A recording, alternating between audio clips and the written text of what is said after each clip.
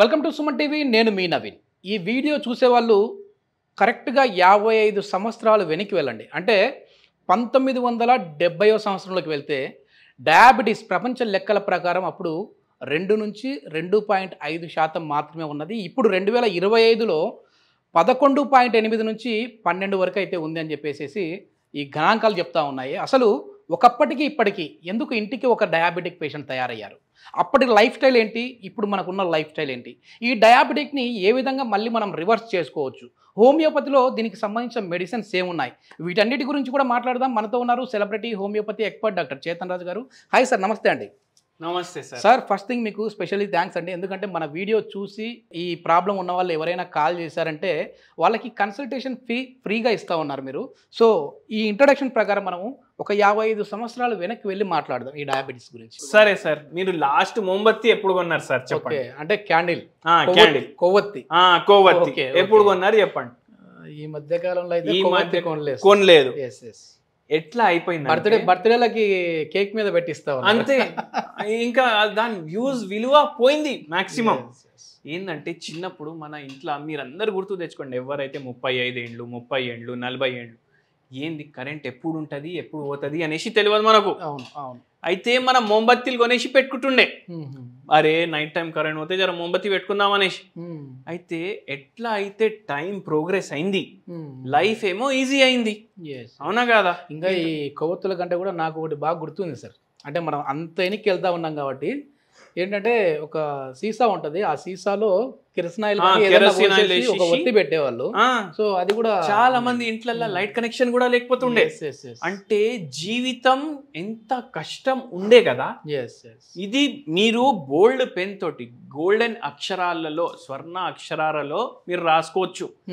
జీవితం ఎంత కష్టం ఉండే, అంత పెద్ద రోగాలు లేకుండే, చిన్న చిన్న రోగాలు ఉంటుండే. ఎట్లయితే జీవితం ఈజీ అయింది కదా, అట్లా అట్లా రోగాలు పెరిగిపోతాయి. ఇది వాస్తవం.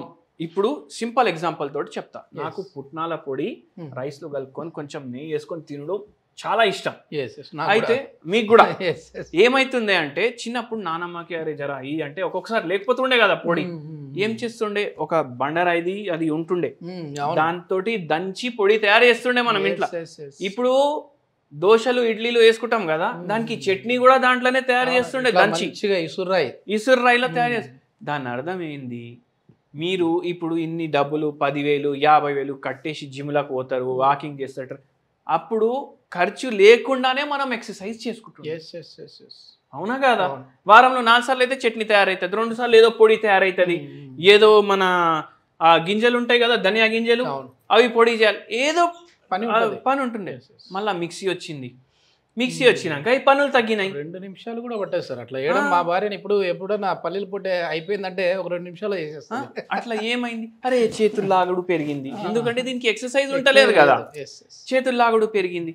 మళ్ళా తర్వాత ఏమైంది, ఇప్పుడు ఈ మధ్యనే ఒక పేషెంట్ మన దగ్గర షుగర్ వ్యాధికి వచ్చిండ్రు, ఇన్సులిన్ పైన ఉన్నారు.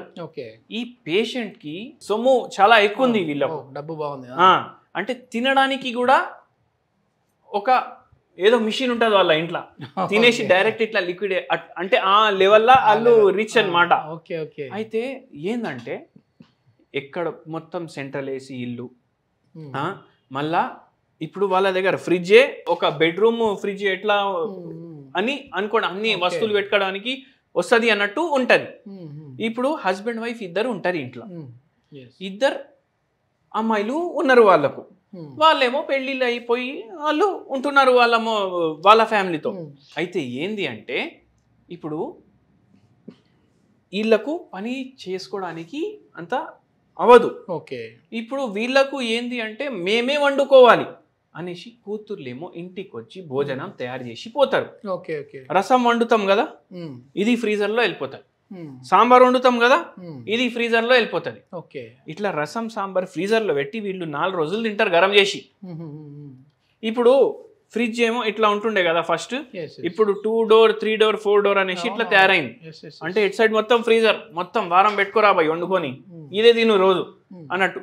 ఇప్పుడు అట్లా ఏమైందంటే షుగర్ వ్యాధి పేషెంట్లు పెరిగిరు. అట్లనే ఏమైందంటే అన్ని మనం పనులు తక్కువ చేయడం వల్ల మనం వండిన వస్తువు ఏదైనా ఆహారం ఫ్రిడ్జ్ లో పెట్టి మళ్ళీ గరం చేసుకొని తినకూడదు, తినొద్దు. ఇంతకు ముందు తింటుండేనా మీ ఇంట్లో చిన్నగా ఉన్నప్పుడు ఫ్రిడ్జ్ ఉండేనా? లేదు, ఎప్పటిది ఎప్పుడు వండేసి తింటుండే మనం ఫ్రెష్ గా. పాలు కూడా ఎంత ఇవాళకి సరిపోతుంది అంతే పాలు తీసుకొస్తుండే. ఇప్పుడు 3-4 రోజులు పాలు ఒకటే రోజు తీసుకుంటాం, మళ్ళీ ఎక్కడ తిరుగుతాం రా తీసుకున్నాం, మళ్ళీ ఆఫీస్ ఉంటుంది. ఏమైందంటే లైఫ్ ఈజీ అయ్యేటితోటి షుగర్ వ్యాధి కేసులు పెరిగినాయి, ఫిజికల్ యాక్టివిటీ తగ్గింది, ఫ్రెష్ ఫ్రూట్స్ అండ్ వెజిటేబుల్స్ లేవు, మీరు తినే ఆహారాల్లో కూడా చాలా ఇన్స్టెంట్ ఫుడ్లు వచ్చేసినాయి, మ్యాగీలు వచ్చినాయి, అవి వచ్చినాయి, ఇవి వచ్చినాయి. ఈ పేషెంట్ ఎవరైతే వచ్చారు కదా, మనం ఒకటే చెప్పినాం, రోజు ఒక జొన్న రొట్టె మీరు డిన్నర్లో తినాలి. ఓకే, మీరే చేసుకోవాలి. అరే సార్ నాకు చేసుకోనికి రాదు అంటే యూట్యూబ్లో చూడండి, నా వీడియోలు కూడా ఉంటాయి, మీరు వండేటోళ్ళు కూడా వీడియోలు ఉంటాయి, వాళ్ళు తయారు ఎట్లా చేయాలి అది కూడా, పిండి ఎట్లా కలపాలి అది కూడా చెప్పడానికి వీడియోలు ఉన్నాయి. అయితే అవి చేసుకొని మీరు తయారు చేసుకొని, లేదు దాంట్లో ఇట్లా కొట్టేసి, అరే అమ్మ అది కూడా ఫిజియోథెరపీ లాగా ఉంటుంది, మీకు ఇది కూడా ఎక్సర్సైజ్, ట్యాపింగ్, ఏదన్నా ఎక్సర్సైజే. మీరు ఎంత ఎక్కువ పని చేస్తే అంత తొందరగా షుగర్ వ్యాధి రివర్స్ అవుతుంది. ఈ పేషెంట్ మన దగ్గర 2 ఏళ్ళు వాడిన మెడిసిన్, లాస్ట్ కి మొత్తం షుగర్ వ్యాధి తగ్గింది పేషెంట్. అంటే ఎన్ని నెలలు సార్? 2 ఏళ్ళు వాడి ఇన్సులిన్ మీద ఉండే 1 year కి మనం ఇన్సులిన్ బంద్ చేసి హోమియోపతి మందులకి తీసుకొని వచ్చినాం. హోమియోపతి మందులు కూడా బంద్ చేసినాం. దాని తర్వాత మళ్ళా ఇంకోటి మీకు చెప్తాను, ఈ ట్రెడ్మిల్ల మీద మీరు ఎక్సర్సైజ్ చేస్తారు కదా, ట్రెడ్మిల్ మీద నడిస్తే మీకు మోకాలు నొప్పులు కూడా పెరగొచ్చు. ఇప్పుడు నేను ఎక్సర్సైజ్ చేయండి అంటే ట్రెడ్మిల్ కొనడం కాదు, మీరు పార్క్ వెళ్ళండి, ఆ గ్రాస్ మీద నడవండి, ఆ మట్టి మీద నడవండి. అట్లా చేయడం వల్ల ఏమవుతుంది అంటే మీకు ఎక్సర్సైజ్ ఏమో కరెక్ట్గా అవుతుంది. సో ఇట్లా చేస్తే ఇట్లా మనకు బెటర్ ఉంటుంది.